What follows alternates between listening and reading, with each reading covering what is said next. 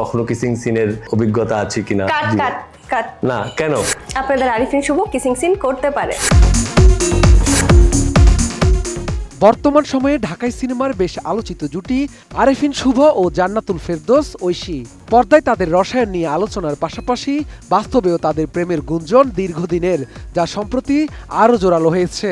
কসম, আমি তোমার অনেক ভালোবাসি।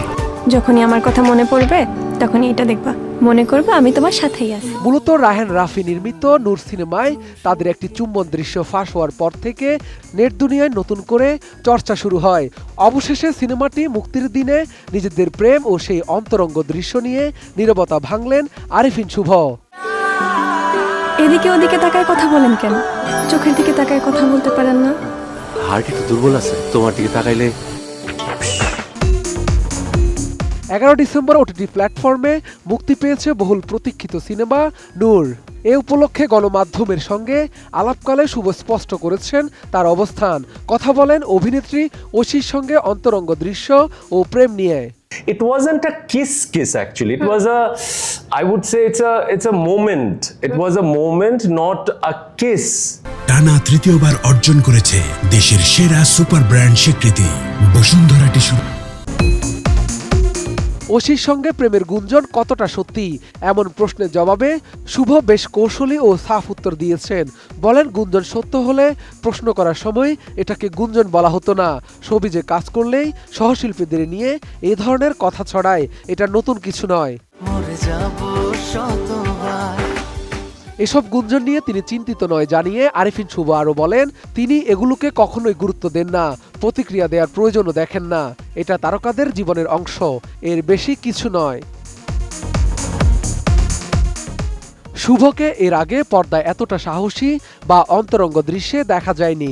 ঐশীর সঙ্গে চুম্বন দৃশ্যে অভিনয়ের কারণ ব্যাখ্যা করে তিনি বলেন, গল্প যদি ডিমান্ড করে একজন অভিনেতা হিসেবে প্রয়োজনীয় যে কোনো কিছু করতে প্রস্তুত, কিন্তু সেটা শুধু আলোচনার জন্য বা সিনেমা বিক্রির জন্য হলে হবে না। চরিত্রের ভেতরে তার স্পষ্ট প্রয়োজন থাকতে হবে, যেন 1-2টা টেকের বেশি না লাগে, কারণ এখানে আমাদের দুইজনেরই অকওয়ার্ডনেসের ব্যাপার আছে বা যাই হোক না কেন। অনেস্টলি স্পিকিং আমার অকওয়ার্ড লাগে নাই।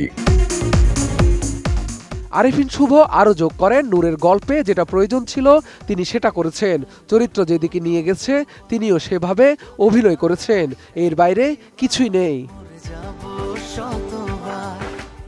আলোচিত সেই দৃশ্যের শুটিংয়ের অভিজ্ঞতা জানাতে গিয়ে শুভ বলেন, এটা আসলে চুমু নয়, এটা ছিল একটা মোমেন্ট। তারা কখন যে সিনটা করলেন, আদৌ কি কোনো কিছু হলো, তারা নিজেরাও বোধহয় বুঝতে পারেননি। সত্যি বলতে তাদের অস্বস্তি লাগেনি, কারণ সেই মুহূর্তে আরেকটা চরিত্র তার মধ্যে বসবাস করছিল।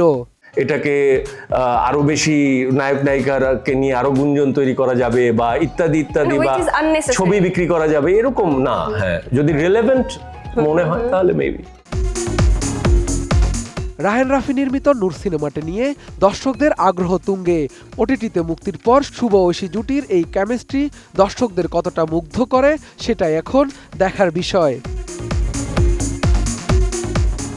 শাহাদাত রিফাত, ATN নিউজ, ঢাকা।